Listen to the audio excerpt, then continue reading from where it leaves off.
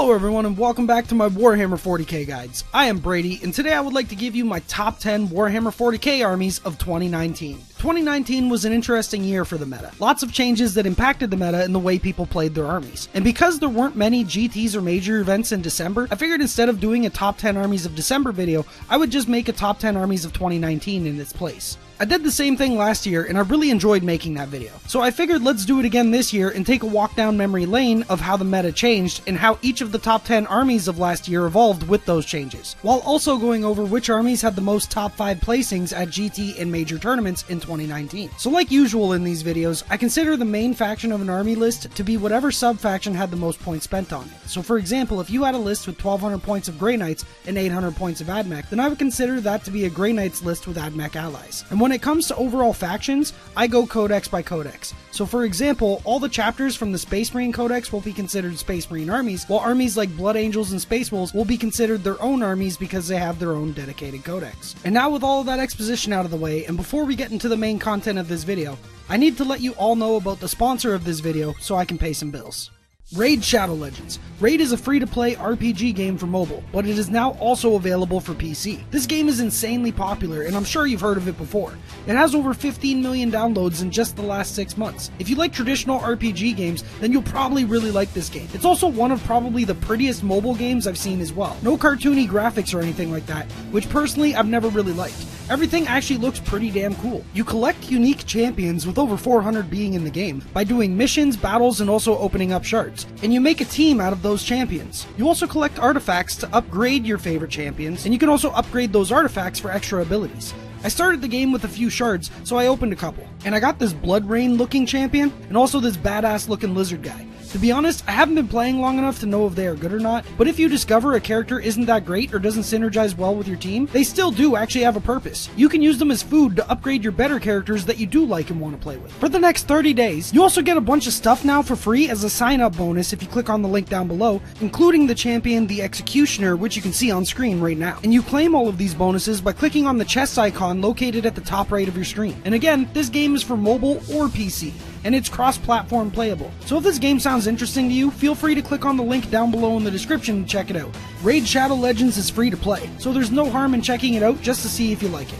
And now, back to the top 10 Warhammer 40k armies of 2019. So getting back into the main content of this video, number 10, Adeptus Mechanicus. The Cogboys had 6 placings in the top 10 videos of 2019, usually towards the bottom half, but still had placings in the top 10s nonetheless. At the beginning of the year, AdMech utilized the Stygian strategy of slingshotting a big unit of Dragoons in a drill with Electro Priests up the board before the game began, in order to get easy turn 1 charges off and overwhelm the enemy. In top lists, they almost always brought the dreaded, unkillable Castellan Knight as well. For you new players who may not know or remember this monstrosity, the Castellan Knight was only 604 points at the time, and with a combo of a Warlord trait and a stratagem could get a 3+ invulnerable save while being toughness 8 and having 28 wounds. It also came with some guns that literally could one-shot multiple vehicles or monsters in a single turn, and pretty much dictated the meta for quite some time. There was also a stratagem that was undercosted at the time that let the Castellan reroll all 1s when attacking. So rerolling 1s to hit, 1s to wound, 1s for amount of shots, and 1s for damage, which is pretty damn nutty. There was another undercosted stratagem that allowed it to target characters with its missiles even if the character wasn't the closest model or even visible. And those missiles ignored invulnerable saves, so if lucky, the Castellan could pick off a character a turn alongside a couple of vehicles a turn. This is why early on in 2019, most competitive players opted to not have any vehicles in their armies,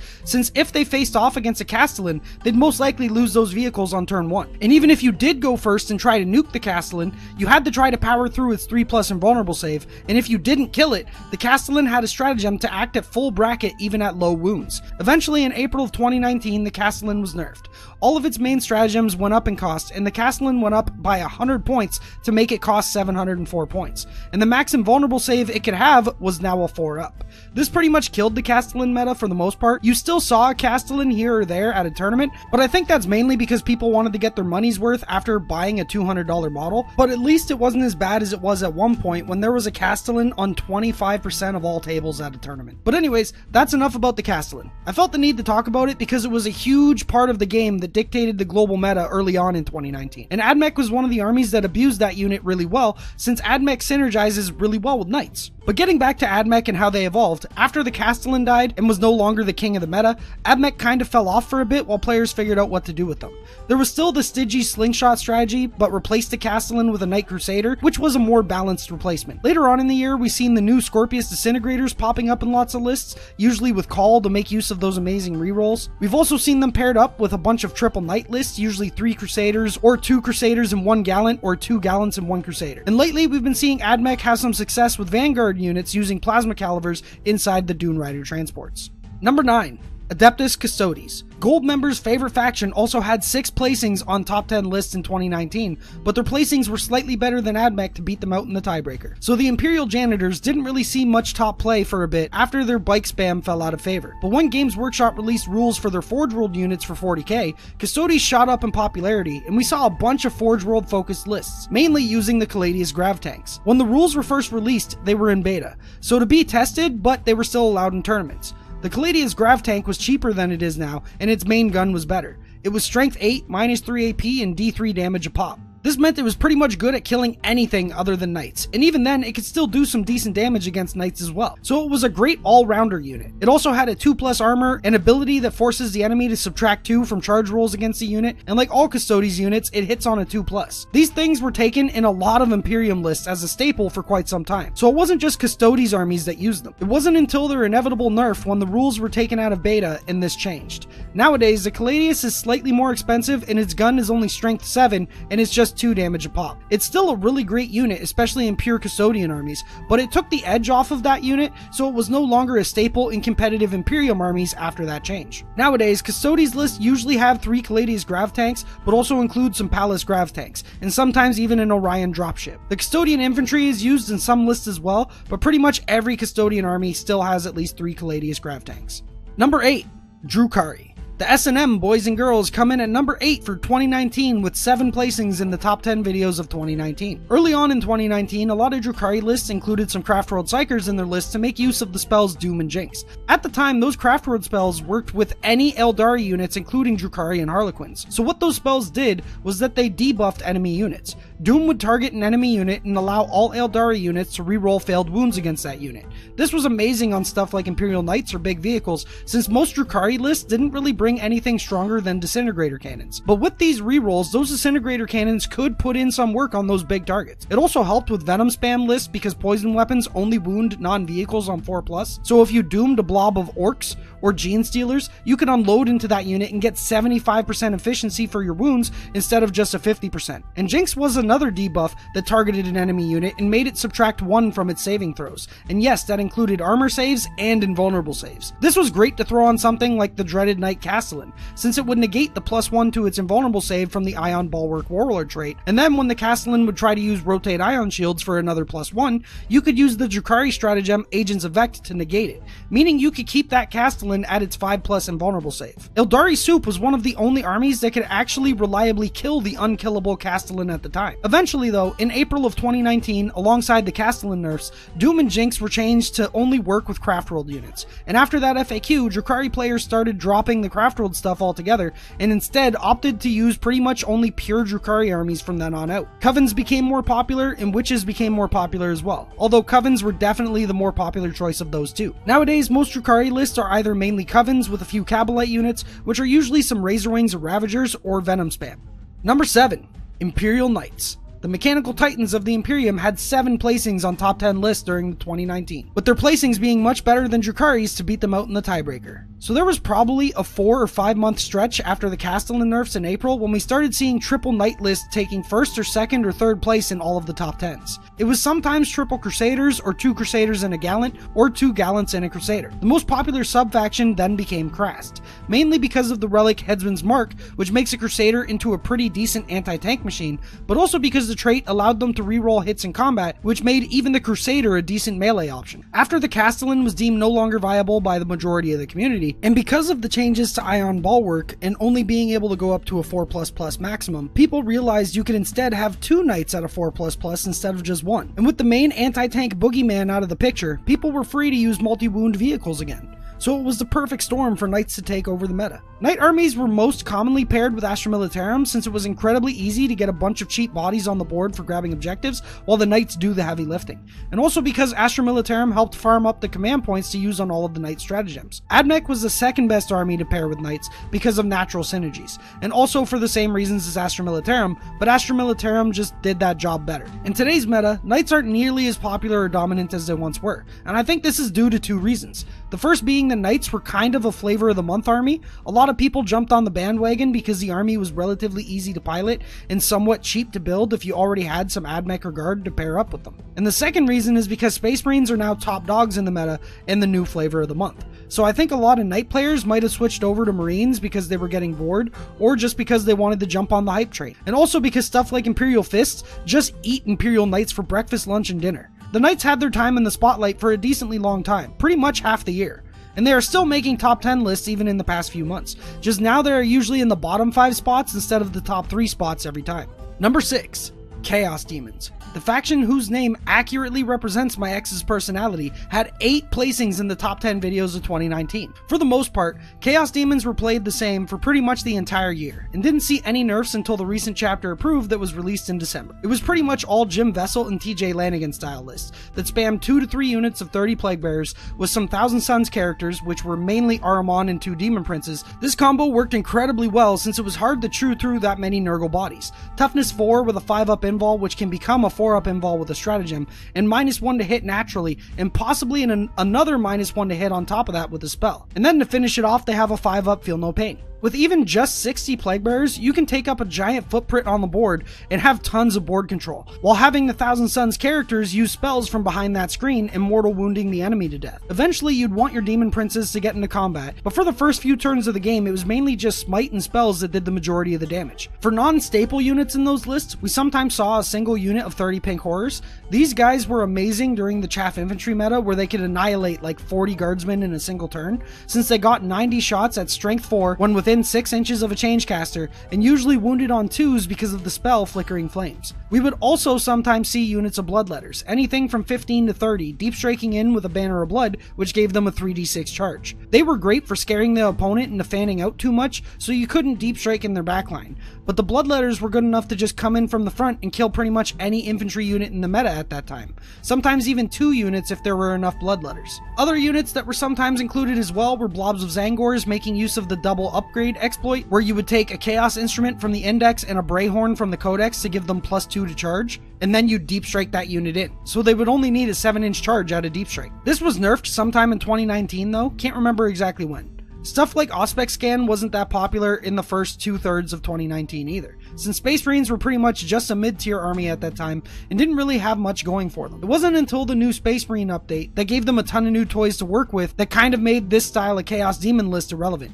Even Jim Vessel, the guy who made this list popular and won Adepticon with it, and was first place in the ITC for a long time, has even gone on record saying that he dropped the army because it can't compete with Space Marines anymore. The new way that their rerolls work helps Marines mow down those Plague Bearer units. Armies like Raven Guard can snipe out the characters incredibly easily, and Auspex Scan absolutely neuters stuff like deep striking Bloodletters. Even with the natural nerf that the army received when Space Marines entered the meta, Games Workshop still made Plague Bearers cost an extra point per model, and the Demon Prince went up 15 points per model as well, and even the Zangors went up 1 point per model. So with the army in its current form, and with the meta in its current form, I don't think this army is going to be nearly as strong as it once was. Don't get me wrong, I still think it's a very good list, I just don't think it's top tier like it used to be.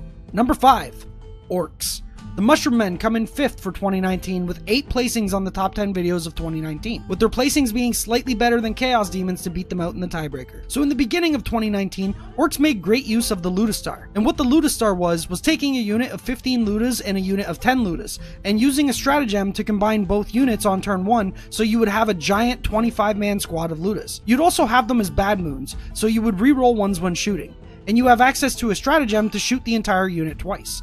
You also had a stratagem to make their exploding shots on 5s instead of 6s, which meant you had an insane amount of DACA to just shoot stuff off the table. This strategy wasn't just offensive though, it was defensive as well. You could take a bunch of Gretchen to use as shields for the Ludas with the stratagem Grot shields. So every time a Luda was shot at by an opponent, you could roll a dice, and on a 2+, a Grot takes a mortal wound instead of the normal damage. So with enough Gretchen, you pretty much had an untouchable giant squad of Ludas that could just annihilate whatever they wanted to. Eventually, I believe in the April FAQ of 2019, you could no longer combine squads with Ludas. So this change stopped the Ludastar from being severely overpowered. This didn't make Ludas useless though. They were still very good in regular squads of 15. It just stopped being able to do the super combo with 25 of them. So Ludas were still taken in a lot of Orc lists. Eventually at some point, I think sometime in the summer of 2019, Orc players discovered the undercosted power of Smash-A-Guns. It was at this point that we saw a lot less Ludas and instead saw 18 Smash-A-Guns in Orc lists. Some lists still did include Ludas though, but Smash-A-Guns are very easily spammable and have a good amount of DACA. From then on, we've pretty much only seen Orc lists on the top tables who were spamming Smash-A-Guns alongside the normal staple units like 3 squads of 30 boys with character support and so on. Number 4. Genestealer Cults. The Scrotum Heads had 9 placings on the top 10 videos of 2019. Genestealer Cults are a very interesting army. They have some of the most unique mechanics in the entire game, with everything from their blip deployment to being able to get around half your army on the table rule for deep strike with a stratagem, being able to deep strike 3 inches away from enemies, being able to move d6 inches after deep striking in, and having their troops eat wounds for their characters. As far as I remember, the lists at the beginning of 2019 were still very similar to the list towards the end of 2019. Lots of Brood Brother squads and or acolytes. A big blob of acolytes with hand flamers who come in 3 inches away at a deep strike and then double shoot, aberrants that hit like trucks, mining lasers that do decent damage, rock saws that do decent damage, and that's pretty much it when at least going over the basics. Other than that though, if I'm remembering correctly, Genestealer Cult used to ally a lot more with Imperial Guard in the early months of 2019, more often than they do now. I think this was because this was before Games Workshop revamped the rule of 3, because technically you could take 9 mortar squads in Genestealer Cult. You would bring 3 from Astra Militarum, 3 from Elysians, and 3 from Deathcore or Krieg, so you'd effectively get around the rule of 3. I think it was the April FAQ that changed this so all those units count as the same datasheet, same as they did with Demon Princes. I could be misremembering though. There were also lists that brought tank commanders to help deal with stuff like Eldari flyer spam when it was still in its infancy in the meta, and also stuff like vultures with double Gatling cannons. Eventually, towards the end of 2019 though, we see a lot more lists mixing with Tyranids rather than Astra Militarum, usually bringing stuff like a couple or 3 units of Genestealers with the Swarmlord. Recently though, Genestealer Cult did receive some nerfs and chapter approved, so I definitely think we will see some changes in their lists going into 2020, but I guess we will have to wait and see. And now, before getting into the top 3 armies of 2019, let's do some honorable mentions. So these armies also had some placings on top 10 videos in 2019, but didn't have enough placings to beat out AdMech. So for the honorable mentions, we have Necrons with 5 placings, Tyranids with 2 placings, Thousand Suns with 2 placings, Inari with 4 placings, Deathwatch with 1 placing, Blood Angels with 1 placing, Chaos Space Marines with 2 placings, Space Marines with 4 placings, and Chaos Knights with 3 placings. Inari was by far the most dominant faction in 2018, and saw their demise during the 2019 FAQ, where the main mechanic behind the army was nerfed, and they were essentially changed into a brand new army, which is nowhere near as strong as its previous iteration. They fell out of favor mainly for Craftworld armies or Drukhari armies, and I assume some Harlequin armies. As for the Space Marines were really only dominant towards the end of 2019 after their Codex and supplement releases. They only had 1 placing in top 10 videos prior to the new releases. But if this list was based off of not just how many times an army was featured in a top 10 video during 2019, Space Marines would probably be the #1 army of 2019, because they are definitely the most dominant faction the game has seen, except for maybe pre-nerf Inari. And now, the top 3 armies of 2019. Number 3, Tao Empire. Gundam Wing comes in 3rd for 2019 with 9 placings on the top 10 videos of 2019. At the beginning of 2019, top-level Tau lists were usually built as a brigade or double battalion of Tau Sept, featuring 3 units of shield drones, 3 riptides, a couple of commanders, and other units splashed in. while also having a vanguard of Sakea Sept featuring a couple of Cadre Fireblades and 3 Firesight Marksmen. The Sakea detachment was your Marker Light detachment. Sakea units get to reroll a single hit roll, and because all of those units only shoot 1 Marker Light, they all get a free reroll. And because those units have better ballistic skill than most Tau units, it was easier to get those Marker Lights on a target and then use Uplink Marker Light to get those final couple of Marker Lights you needed for that glorious 5 Marker Light buff. All those units are characters as well, so they could be protected by the character keyword by hiding behind your screen of troops or even your Riptides. Eventually though, these units and this attachment were phased out of the meta, and I assume it's because of the addition of assassins, mainly the Vindicare assassin, who had the potential to kill 2 of these guys a turn, and essentially get rid of the army's Marker Lights. This was made even worse with the addition of Raven Guard Marines in the meta, who get bonuses to sniping characters, and stuff like Eliminators that could easily wipe out all of the character Marker Lights in a turn or 2. So eventually Tau adapted, and now we have stuff like hiding 4 Marker Light drones in the back of a drone squad with 8 shield drones protecting them. This makes it so that the enemy has to chew through 8 shield drones before they get to those Marker Lights, and it gives the army 12 Marker Light guns with just drones. You could also include a unit of Pathfinders in the list as well to make sure that you have all the Marker Lights you need, since those drones don't really have the best ballistic skill. Other than those changes, the only other big changes we've seen is Tau Triptide list adding more and more drones than ever before, and I guess also Devon Swan's Seeker Missile spam list that brings a bunch of vehicles and spams Seeker Missiles. Number 2. Craft Worlds. The pointy ears come in second for 2019 with 9 placings on top 10 videos of 2019, with their placings being slightly better than Tau's for the tiebreaker. Craft Worlds started out 2019 with mainly Inari forces, allying in Drukhari Ravagers and Harlequin Jetbike since they still benefited from the spells Doom and Jinx. But after that nerf to those spells in Inari in general, Craft Worlds then turned to flyer spam. So Alatok became the sub-faction of choice for Craft Worlds because it makes all of their units -1 to hit, and flyers usually come with a natural -1 to hit because of the hard to hit rule. So this meant that the Craft World Flyers were now -2 to hit when being shot at. They also have a stratagem to give a unit another -1 to hit, so they could get 1 flyer up to -3 to hit if needed. They would also ally in 3 Drukhari Razorwings who were only -1 to hit, but could be -2 to hit with the stratagem, but they also gave access to the stratagem Agents of Vect, which is still one of the strongest stratagems in the game. That stratagem basically cancels out an opponent's stratagem. So lists we were seeing were like 3 Razorwings with 3 Crimson Hunter Exarchs with some characters on bikes and maybe a couple of Hemlocks or some troops to grab objectives. You didn't just bring these units for their damage or their -2 to hit though, they were also amazing at move blocking stuff like Imperial Knights. Since at the time, Imperial Knights were an incredibly popular army like we talked about previously. And Imperial Knights couldn't just walk over flyer bases, at least at this point in time. So you could fly your flyers in front of a couple of knights, do their special pivot thing to make sure that they don't have to fly off the table next turn, and essentially you hold the knights in place for a turn since they can't move over the flyer bases. And sure, this meant the flyers were now only -1 to hit since they were within 12 inches of the knights, but the knights couldn't charge them because the knights don't have the fly keyword. I even had a guide video going over this tactic showing the uses of it, but I eventually took it down after Games Workshop changed the rules so you could walk over flyer bases, and I didn't want to spread any outdated information. You can still somewhat move block with flyers, but it's not as easy as before, since you still can't end your movement within 1 inch of a flyer base, so you just have to place them in a way where you can limit the enemy's movement by a few inches. This is still way more balanced than before though, when you could just plop down right in front of them an inch away and stop them from moving at all pretty much. Eventually flyer spam did die down a tiny bit. It's still used a lot towards the end of 2019, but after the release of custom Craft Worlds in the Blood of the Phoenix supplement, we now see other Craft World units popping up other than the flyers, like Night Spinners, Fire Prisms, Dark Reapers, Shining Spears, Wraith Lords, and a bunch of other stuff. So going into 2020, I think Craft Worlds are still going to be a top tier army, but I think we will see less and less flyer spam due to Crimson Hunters going up in points in chapter approved. And we already started seeing a shift in top Eldari lists with the introduction of those custom Craft Worlds. And now, before we get into the top army of 2019, I wanted to take a brief moment to thank you all for watching this video and being fans of my channel. 2019 was a great year for this channel, and it's grown a lot because of the support I've received from viewers like yourselves. So I honestly can't thank you all enough. I am incredibly happy that you all enjoy my videos and continue to watch them. I am also very happy that I get to help people every day with this game. Warhammer 40k is my passion, and I love being able to share that passion with others. So thank you all for allowing me to have this platform to do so. Anyways, thanks again for everything, and let's now talk about the top army of 2019. Number 1. Grey Knights.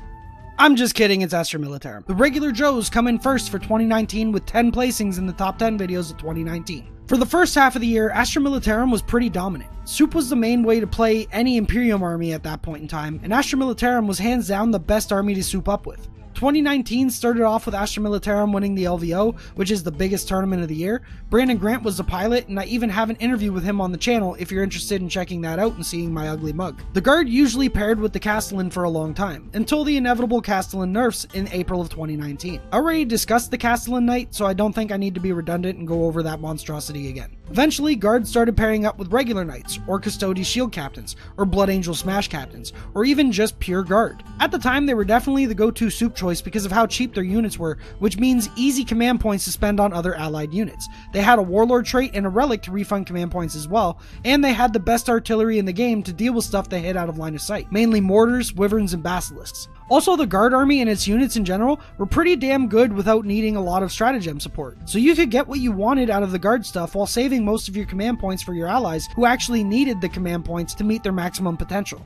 And they had the best formations from Vigilus Defiant, which was released in December 2018. I'm going off of memory here, but I'm 90% sure that out of all the formations from Vigilus Defiant, the Guards were the most seen on top tables, mainly the Artillery formation and the Emperor's Fist Tank Company formation. After the Castellan was nerfed into the ground and people could actually feel okay playing tanks again, tank commanders entered the meta and started showing off their power since they didn't have to fear losing all three on turn 1 anymore. Some lists even made use of the Custodes Caladius Grav tanks as allies, and some lists even used a Knight or 3. Guard also has one of the best roadblock units in the game, being Bulgrid. This unit can be 9-man strong, and with spells and stratagem buffs can get up to a 1+ armor save and a 3+ invulnerable save. Also, while getting a billion attacks with a Ministorum Priest behind them. In Catachan, which was by far the most used regiment, you would have Strength 4 infantry, which were great in the Horde chaff meta, and rerolls of number of shots for your artillery. Eventually though, the Guard fell out of favor for a tiny bit when the Castellan was nerfed in April of 2019. Eventually, armies started building their lists with tons of chaff removal, with stuff like Pink Horror Blobs and Deathwatch Veterans with Storm Bolters wounding on 2s, so Guards started falling off for a bit.